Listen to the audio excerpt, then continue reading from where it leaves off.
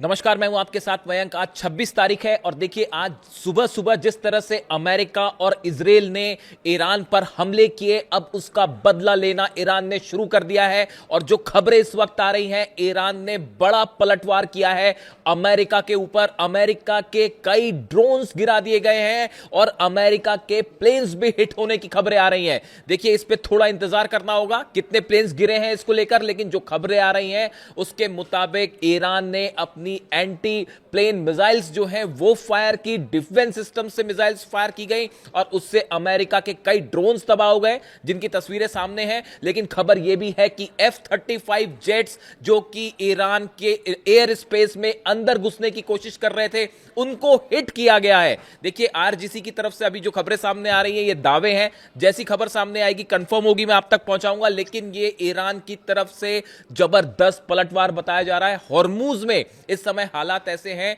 देखिए जो दावा हो रहा है ईरान की तरफ से कि अमेरिका के कई प्लेन्स ने, फाइटर जेट्स ने, जिसमें F-18 शामिल थे, F-35 शामिल थे, उन्होंने टेक ऑफ किया अब्राहम लिंकन से, एयरक्राफ्ट कैरियर से, और वो ईरान के एयर स्पेस के अंदर घुसने की कोशिश कर रहे थे। इसी दौरान ईरान की तरफ से जबरदस्त मिसाइल्स हमले किए गए, पलटवार किया गया, जिसके चलते कई ड्रोन्स गिरे हैं, प्लेन्स भी हिट होने की खबरें हैं और बाकी के जो काफिला लेके घुस रहा था अमेरिका, वो वापस लौट पड़ा है, उसे पीछे हटना पड़ा है। इतनी ही खबर नहीं है, खबर यह भी है कई एंटी शिप मिसाइल्स फायर की गई है, अबू मेहदी मिसाइल्स फायर की गई हैं और अमेरिका के कई जहाज जो कि फारस की खाड़ी के आसपास थे, उन्हें पीछे हटाना शुरू कर दिया है अमेरिका ने, क्योंकि ईरान की मिसाइल सीधा हिट कर सकती हैं अमेरिकन वॉरशिप्स को। जो इस वक्त की खबरें हैं, देखिए अमेरिका के प्लेन्स जो आ रहे थे वो वापस भागने को मजबूर हुए, इस तरह की खबरें हैं। इसके अलावा जो आज सुबह जो हमले हुए, उन हमलों को लेकर एक बड़ा अपडेट है। देखिए, आपने खबरें सब तरफ देखी होंगी, कई आइलैंड्स पर हमले हुए हैं। लारक, मैंने 5 आइलैंड्स आपको बताए थे, लारक पे हमले हुए हैं, खार्ग आइलैंड पर हमले हुए, केशम आइलैंड्स पर धमाके की खबरें हैं। लेकिन इसके साथ एक बड़ी खबर अब यह भी आ रही है कि ईरान के 2 न्यूक्लियर साइट्स के पास भी धमाके की खबरें हैं।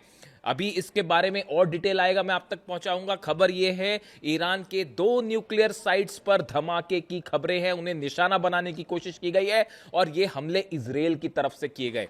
देखिए, अभी सुबह जो जानकारी आई थी, जो सेंटकॉम ने जानकारी दी थी कि हमने अपने डिफेंस में स्ट्राइक की है, मामला ऐसा नहीं है, ये बड़ी स्ट्राइक थी, इसको डाउन प्ले करने की कोशिश की गई, लेकिन हमला बड़ा था।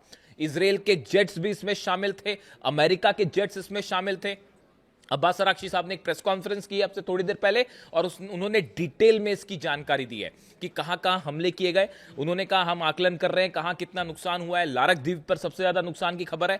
अब उसके बाद ईरान की तरफ से बड़े ऐलान हुए हैं। पहला, इस समय जब मैं आपसे बात कर रहा हूं, हॉर्मूज में अच्छी खासी भिड़न जारी है, दोनों तरफ से हमले इस वक्त भी जारी हैं और ईरान ने बड़ा मिसाइल लॉन्च किया है हॉर्मूज के आसपास, अमेरिकन जहाजों पर, अमेरिकन एयरक्राफ्ट पर। अब देखिए, इसके अलावा जो खबरें हैं, ईरान की तरफ से 2 बड़े एक्शन हुए हैं।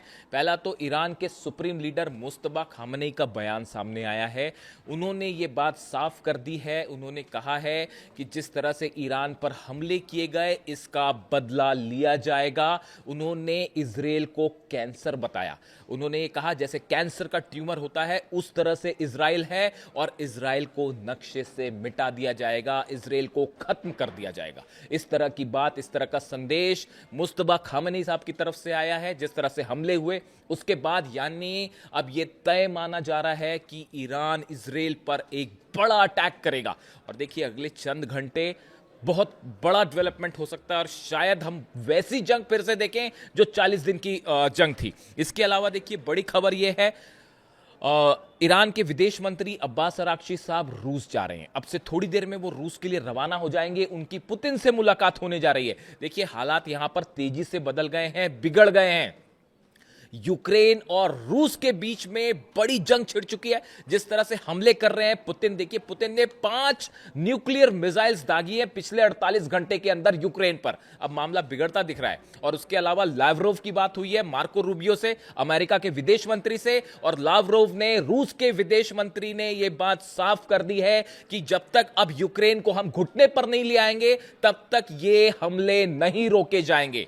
जिस तरह से लुहांस्क पर हमला हुआ, कॉलेज के ऊपर एक डॉर्मेटरी पर हमला हुआ जहां पर स्टूडेंट थे, जिसमें कई सारे स्टूडेंट मारे गए। ये वैसा ही हमला था जैसे मिनाब में स्टूडेंट्स के ऊपर 168 बच्चियों के ऊपर हमला हुआ था, बिल्कुल वैसे ही हमला लुहांस का था, जिसके बाद पुतिन बेहद गुस्से में है। 5 न्यूक्लियर मिसाइल्स फायर की गई हैं, 5 तरह की न्यूक्लियर मिसाइल्स, 5 तरह की न्यूक्लियर मिसाइल्स, जिसमें ऑर्शनिक भी शामिल है, कैलिबर भी शामिल है। इन सबको फायर किया गया है यूक्रेन पर, और बिल्कुल वैसे ही जंगी हालात अब देखने को मिल रहे हैं ईरान और अमेरिका के बीच में।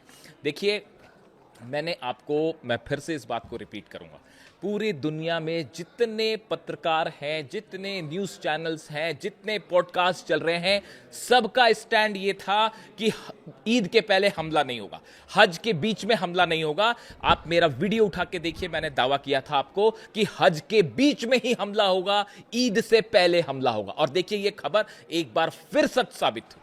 इसकी बड़ी वजह थी, देखिए, कई लोगों ने मुझसे पूछा, आज सुबह से कई फोन्स आ गए हैं मेरे पास, और सब ये पूछ रहे हैं कि आपने ये दावा कैसे किया था कि ईद के पहले पहले हमला हो जाएगा, हज के बीच में हमला होगा। कई लोगों ने ये सवाल पूछे। आप इकलौते ऐसे पत्रकार हैं जिनका ये दावा था कि हज के बीच में हमला होगा, ईद के पहले आपने कैसे दावे किए? देखिए, इसकी 2-3 बड़ी वजह थी।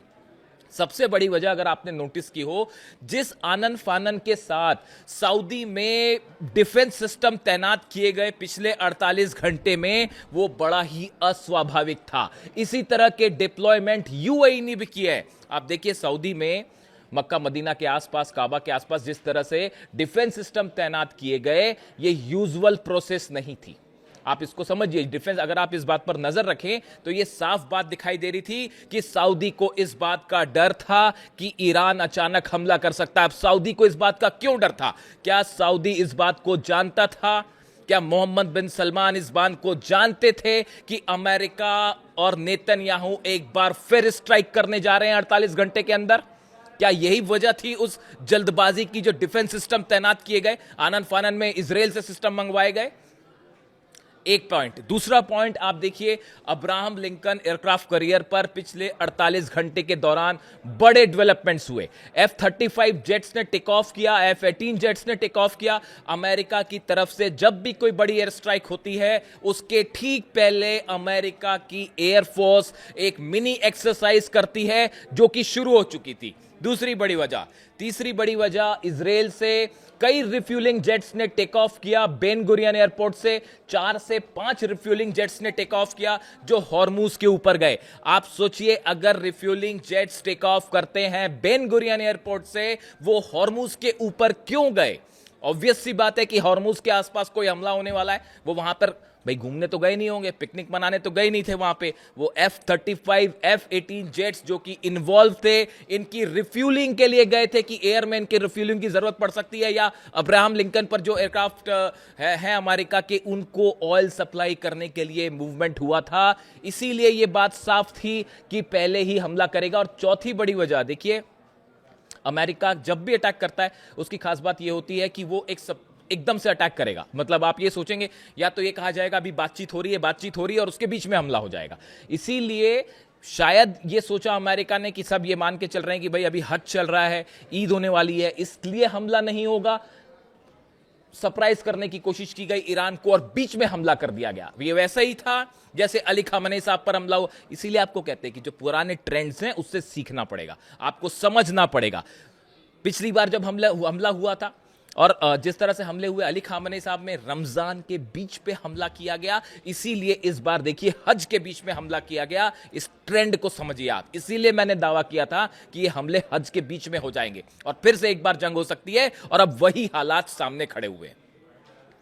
एक बार फिर धोखा हुआ। बड़े सारे लोग मुझसे पूछ रहे थे कि भाई आप डील के पक्ष में क्यों ना हो, किससे डील की जाए और क्या डील की जाए, उनसे जो हमले कर रहे हैं कैसे डील हो सकती है। बड़े बड़े तमाम दावे हुए, कितने लोग जो है वो खबरें चली कि अब ये डील हो गई है, वो डील हो गई है, ईरान यूरेनियम दे देगा। सब बेसलेस और फर्जी खबरें थी जो फैलाई गई थी पब्लिसिटी स्टंट के लिए। हमने डंके की चोट पे बात कही थी कि डील नहीं होगी, ईरान यूरेनियम देने का कोई सवाल ही नहीं है, और देखिए ये खबर भी साबित हुई। याद रखिएगा इस बात को। जितने दावे हमारे हो रहे हैं, बड़ी रिस्पॉन्सिबिलिटी के साथ मैंने दावे किए, और सब के सब सच साबित हो रहे हैं। आप उठा के देख लीजिए, क्या किसी और शख्स ने यह बात कही थी कि हज के दौरान हमला होगा या ईद के पहले हमला होगा? सिर्फ हमने कहा और यह खबर साबित हुई सच। और आप और देखिए, ईरान की तरफ से बहुत बड़े पलटवार की तैयारी कर ली गई है। और जो मुस्तबा खामनेई साहब का जो संदेश आया है, हम इजराइल को मिटा देंगे, ये एक संदेश है इस बात का, ये इशारा है इस बात का कि इजराइल के ऊपर बहुत बड़ा हमला होने जा रहा है।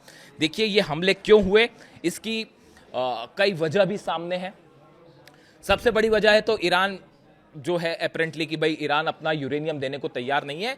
ये बात साफ बता दी गई है अमेरिका को। जितने 5 देश अरब देशों के निगोशिएट करना चाह रहे थे, पाकिस्तान के नेता वहां पे थे, आर्मी जनरल वहां पे थे, इन सबको साफ साफ बता दिया गया था ईरान अपना यूरेनियम नहीं देगा, हम न्यूक्लियर मुद्दे पर कोई बात नहीं करेंगे। तमाम दावे हो रहे थे यूरेनियम यहां चला जाएगा, यूरेनियम वहां चला जाएगा, सब फर्जी खबरें थी, फैलाई गई थी। बात नंबर 1। बात नंबर 2, आप देखिए एक बड़ी लॉबी काम कर रही है। आप मेरा कल का वीडियो उठा के देखिए, मैंने कई लोगों के नाम लिए थे जो खबरें हैं वेस्टर्न मीडिया में, खबरें हैं। देखिए मार्क डूडोविट्स डोनाल्ड ट्रंप के करीबी हैं, लिंडसे ग्राहम आप जानते ही हैं, टेड क्रूज, ये वो नाम है, ये इनको बड़ी लॉबी माना जाता है इजराइल की, जो कतई नहीं चाहते कि किसी तरह की डील हो जाए। नेतन्याहू कतई डील नहीं होने देंगे, और अगर डील होती भी है तो उसको फिर से तोड़ दिया जाएगा जैसे 2015 के पैक्ट को तोड़ा गया।